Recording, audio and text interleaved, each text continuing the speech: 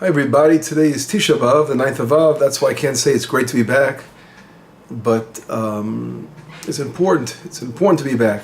I'd like to relate a little message. Here it's about 5:30 in Israel, and the fast is over at 8 o'clock. Those who get the message now, especially across the sea, if it goes to places outside of Israel, they'll be able to get a little feeling, a little bit about this day. I'd like to try to teach a little bit about the importance of Tishav Baav. The famous Maharal of Prague, one of the great scholars from the 1500s of Israel, he wrote volumes of Torah, on Midrash, on Talmud, on Emunah, Jewish faith. And one of his books called Netzach Yisrael, the Eternity of Israel, he talks about the fact that in order to clarify things in this world, it's always good by looking at the opposite side. So in order for you to know what, for example, that he gives a few examples, what exile is all about, right? I mean, what redemption is all about, you got to know what exile is. So when you look at the opposite side, it helps you. It's really one picture in reality. So opposites clarify one another. And he says for that same reason, when we read the Haggadah on Passover, the Passover Haggadah, we begin by talking about the disgrace of what it is to be enslaved. And then we end with talking about redemption. So we get a complete picture, and that helps clarify and give us a complete understanding of what redemption is all about when you understand what slavery is all about, what bondage, what captivity is all about. Now, this concept, the Maharal says, he goes on to say that by exile is not a natural state. The natural state for he mentions all nations of the world have their place in the world. And Israel has a place in the world, which is the state of Israel, the country of Israel. And when we are outside the land, and he's writing this in the 1500s, think about it. But he's saying one day we will return to our natural state. We have to return to the natural state of Israel, which is to be in the land of Israel, as a nation of the people of Israel. And the Maharal goes on to say that the words in Hebrew that reflect redemption and exile actually hint to this concept. If you look at the word in Hebrew for redemption, Ga'al in Hebrew, Gimel Aleph Lamed, means to redeem. The word for exile is Galah, right? Exile as a noun is Galut, but Galah means to exile, or was exiled. So the difference of the word Galah and Ga'al, two very similar words in Hebrew. One meaning redemption, one meaning exile. The only difference is two letters, replacing one letter for the other letter. In redemption, the letter is Aleph, and right, Ga'al. And the letter for exile is Hey. So, in other words, the difference of between redeem and to exile is a Hey is in the word exile, and an Aleph is the word redeem. If that's the case, let's look at the word Aleph, what the letter Aleph represents. The letter Aleph represents in Hebrew one, to unite. So therefore, within the word Ga'al, to redeem, the ingredient of uniting is there. The letter Aleph means in Hebrew le'ached, to bring together. And it's also the central letter of the word. So Ga'al is Gimel Aleph Lamed, the Aleph is in the middle. When you bring something together, you centralize it. You bring it to a central location. And that's to bring us back to the land of Israel. The other side, Galah means to exile. So the difference, the letter Hey is built like a Dalet, but it has a little Yud on top, under the Dalet. And that, what is exile basically? Exile, first of all, the Hey is the last letter of the word, because that's what scattering is all about. When you're scattered, 4, Dalet, the numerical value is 4. When we are exiled, we're scattered to the 4 corners of the world. But we always have that little Yud under the Dalet, that little part, which represents bring us back to the one. Is close to, when something is small, it's unified. So we're looking to take that power, that spark of unison, and bring us back to the land. So although the word of being exiled reflects being scattered all over the world, God always leaves us a little spark where we can come back to and return to the land. And He doesn't forget us in exile. And that is a beautiful blessing. In the book of Jeremiah, Jeremiah 31 talks about Rachel. Right? Rachel is crying. She's crying for her children in captivity. And God, God tells her, right? Mini kolech bechi. Stop crying, Rachel.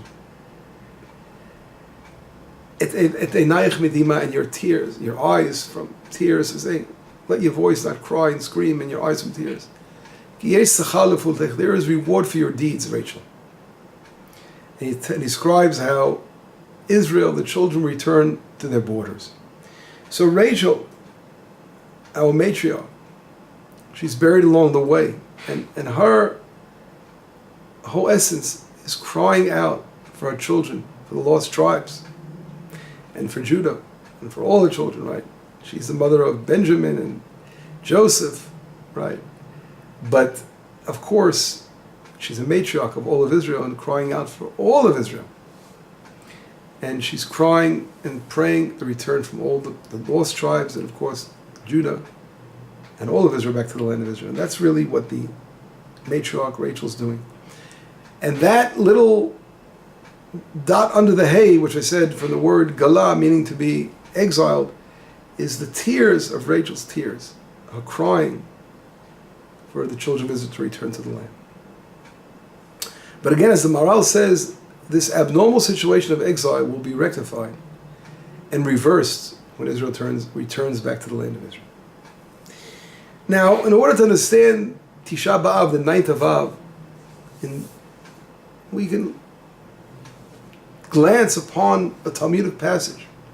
The Talmud says that on this very day, the day of Tisha B'Av was the day that the spies came back from spying on the land of Israel, and they're saying, brought back an evil report about the land. Besides, of course, Caleb and Joshua, Caleb and Yeshua ben Nun, who gave a good report. So the rest of the spies gave a bad report. And God says, because you cried for nothing on that night, I'm going to give you a good reason to cry in the future, and that's the day of destruction of our 2 temples. And the question arises is, what is going on over here? I mean, God is already surely going to punish us by destroying our temples because of the spy sin way back in time. That doesn't make sense, right? Everyone's responsible for their generation, for their actions. I mean, we have what we do, of course, we affect our future generations. But still, because of the actions of the spies, why would it mean that our temples have to be destroyed? And the answer is, it's not saying, God is not saying that the temples have to be destroyed. But the point is, this: every time there's a sin that goes on, every time that Israel does something bad, and here, what they did wrong was that they totally came against the Eretz Chemda, the beautiful land of Israel. And that rebellion against the land of Israel is something that must be rectified. There's a gap that was left open and need to be mended, to be sealed again. Something had to be healed. And throughout the generations, if we're not going to heal this gap, it's going to come up again. And as long as that gap is not yet healed, again, similar tragedies can take place. That's the deep meaning of the Talmud. But if we look deep into the subject, we see that it goes much further. And if we look in the book of Genesis 22, where Jacob is coming back after spending 20-so-odd years in exile, personal exile, with Laban in the house with his family. He's coming back to Israel. And he has to meet with his brother Esau. And during that meeting, right before he's ready to meet his brother Esau, he goes back across the Jabbok and he wrestles with the angel on the Jabbok River. We say in Hebrew the Yabok. And the angel strikes the sciatic nerve, his sinew that runs through the leg, the thigh, of Jacob, and he's limping. And then we all know the angel blesses him, calls him Israel, and Israel for that has a custom not to eat. It becomes an offense, a prohibition of the Torah to partake of this sciatic nerve because of what happened to Jacob. That's what takes place in Genesis 32. Now, why did I mention this for? Well, if you look at the words brought down in Numbers 14 regarding the spies, when they came back and they cried that night, the word that night, the expression that night is used very distinctly relating to the spies. As the Talmud says, they cried that night and give you reason to cry other nights. That same expression that night appears not once, not twice, 3 times in the story of Jacob in chapter 32 in Genesis. What does that mean when the Torah brings similar expressions? Even it's enough to have a once similarity, but 3 times is a jackpot. There must be something very deep that's connecting the story of Jacob wrestling with the angel with Tishav Baav, the 9th of Av. And what exactly is that? Well, the famous Rabbi Shimon Bar Yochai, the Zohar HaKadosh, he says something very profound and very deep. We'll try just to graze upon it, slightly just to touch upon it. And he says that there are 365 days to the year. Well, we all know there are 365 days to the year. Right? The Zohar says that every day of the year is parallel to a negative commandment of the Torah. There are 365 negative commandments, 200, I'm sorry, right, 200, we all know is Ramach, 248 positive commandments, Ramach, Evarim, Shisa Gidim, right? So the 365 negative commandments are parallel to our sinews, our Gidim, each day of the year. The 248 positive commandments parallel our limbs. Whatever it is, it's a very deep thing. The Zohar says when we do a positive commandment, right, we're strengthening one of those limbs. Everything is parallel.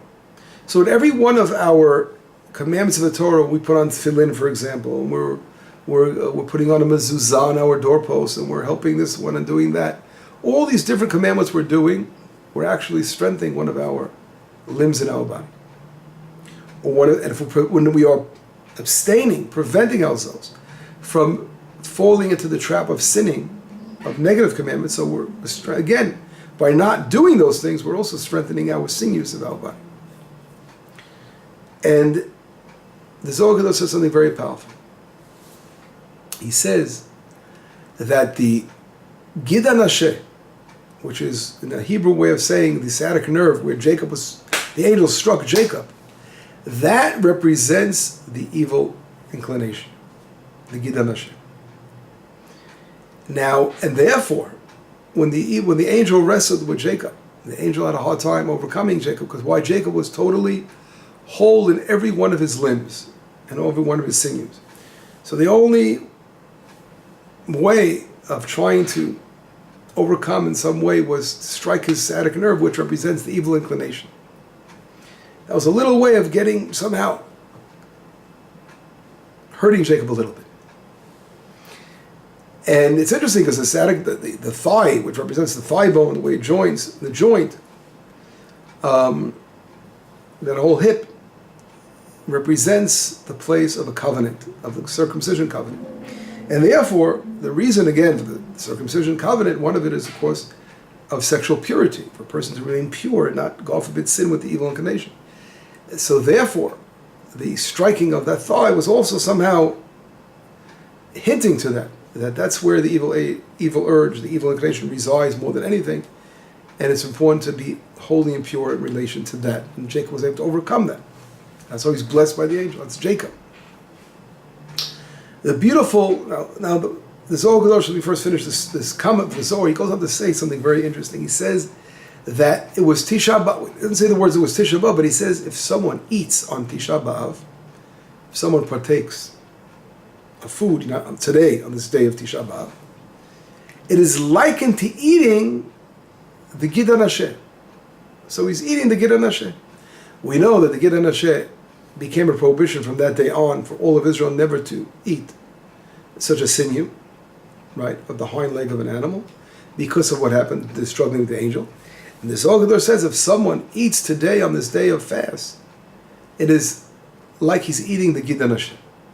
Now why? Because he's sort of engulfing the evil inclination. Very interesting. Now, if we go back and take the words of the Zohar Kadosh, he also says something very powerful, that it says in Hebrew, Alken, therefore Israel should not eat et Gidan Hashem. Et in Hebrew is Aleph Tav, the two letters. If we look at the word Tisha, the ninth, Av, Aleph, Et, as the same letters of Tishav Baav, the acronym for the fast day of Av.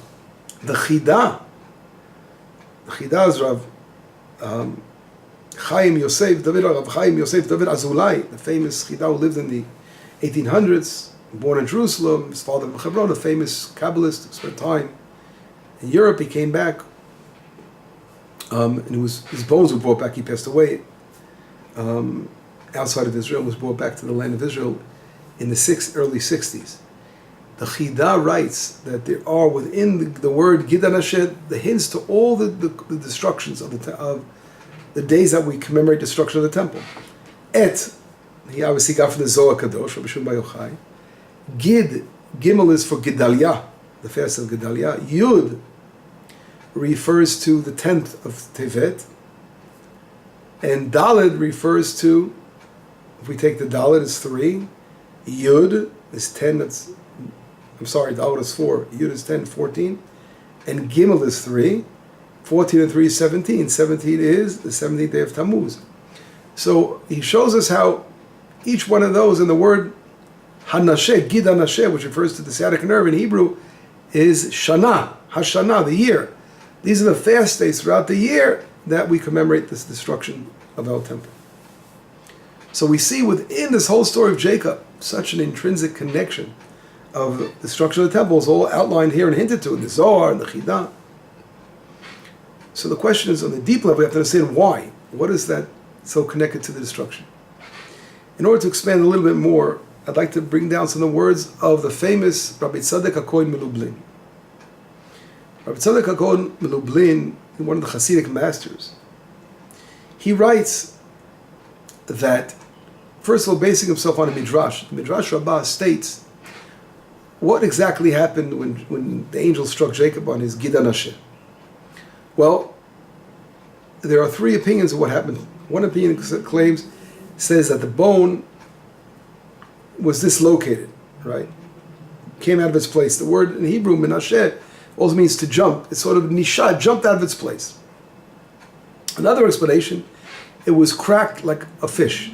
Like it had a little fish crack, that scales, and sometimes you see the skin of a fish cracks. So it had a little, it was fractured. And a third explanation is brought down that it was the cartilage that got rubbed out. Shaya in Hebrew means that it got rubbed out.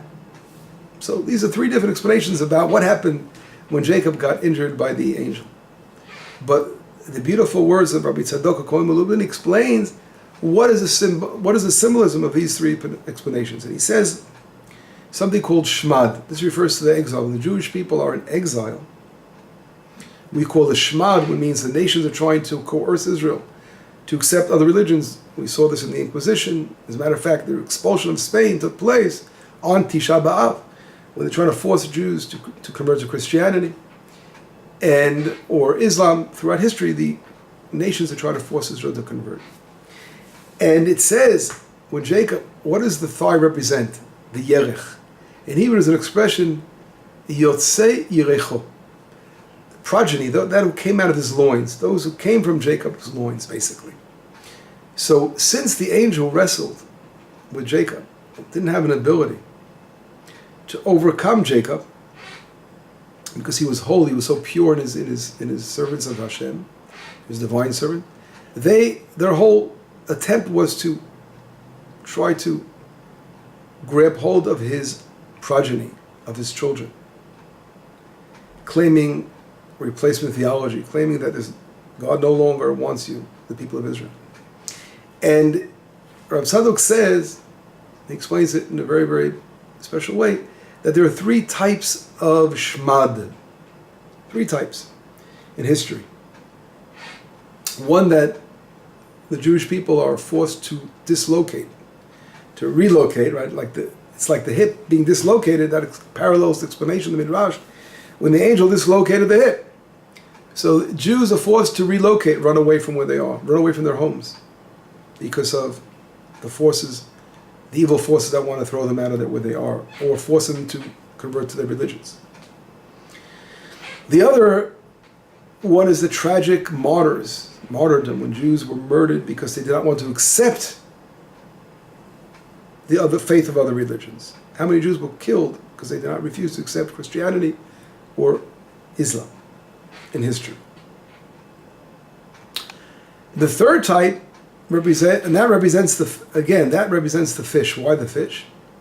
Because we know when we said that one of the explanations of the Midrash about the dislocation of the bone was the bone was cracked like a fissure of a fish skin. We see it, a fish's purity. We all know that the evil inclination does not reside, or the evil eye doesn't reside on a fish. A fish is pure. As we all know, that's a blessing of Joseph.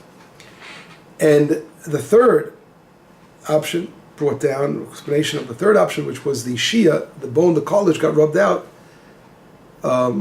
Explains Rav Tzadok that the Jewish people in exile became so rubbed out, so far away from the Judaism, so assimilated into the nations of the world, and therefore they just about lost all touch to their Judaism. So the beautiful words of Jacob, this is what the Midrash is teaching us, that Jacob, it says, what does it say when he wrestled with the angel? He went back for Pakim Ktanim, our Midrash says. Jacob came back for some vessels. And what were those vessels? Rav Tzadok explains, there weren't simple vessels he went back for. Jacob goes back over, which represents Jacob not leaving any one of his progeny, of his children, of his generations that are going to come from him, from his loins, not leaving anybody in the battlefield. He's going to go back and bring them all back one day to Israel. And Jacob was looking out for not only the righteous, generations coming out of him, but also those who were not so righteous, and had to run away from their homes, or those who were totally assimilated into the nations. He's not going to leave one of them in the battlefield. He's going to go out and get every one of them and bring them back. And that's what so the deep meaning of the bone going out of its place reflects those who went out of the place. Or the crack, again, as we mentioned before, the fish, the pure ones who ended up dying and for the sake of Hashem. So the sparks of their children are going to come back. Or the bone being rubbed out, those who had totally lost any kind of connection with Israel will be brought back. This message of the Zohar Kadosh teaches us that one day a year a person eats on Tishav B'Av, he's eating that Gidan Hashem, because the word Hebrew also Gidan Hashem means to forget. And it's the evil force, the evil inclination wants you to forget who your creator is, what your purpose in this world is. That's also part of it all.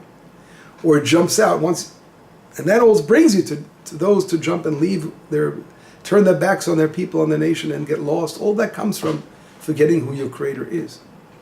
And the beauty of the message of Jacob, which we saw reflected in Rachel that's crying, there's always a spark in exile that's going to come back and bring the children, as were promised by our prophets, back to the land of Israel. And therefore, Jacob is not going to forget anybody. On the day of Tishav Baav, today is the day where we can rectify this issue. There is a fissure that was cracked, that opened up.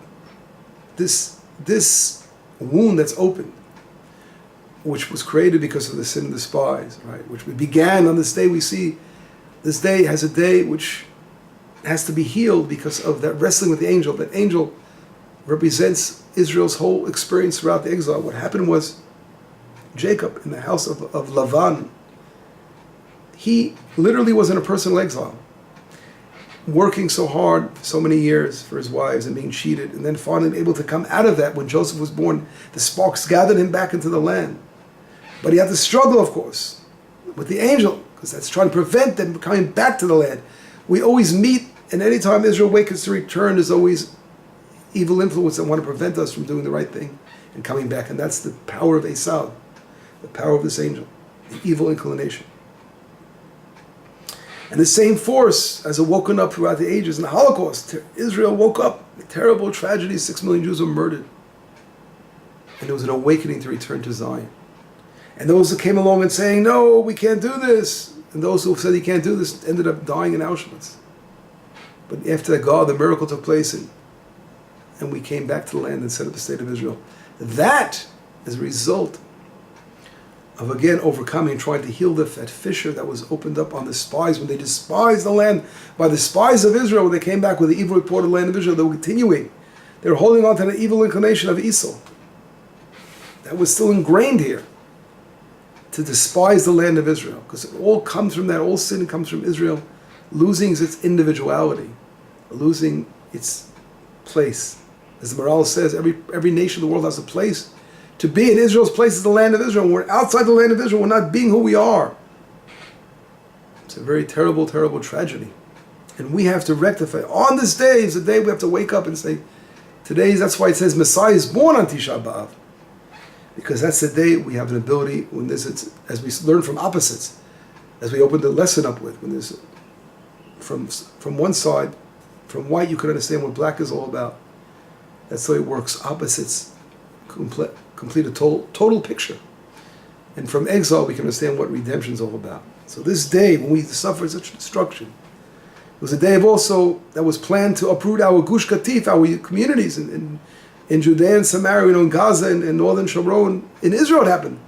This tragedy of despising the beautiful land of Israel awakens. Today is the day we can rectify that. And today's the day we have to wake up and say, we can do it. It's up to us to have an awakening, to realize that we can rectify the Gidan Hashem.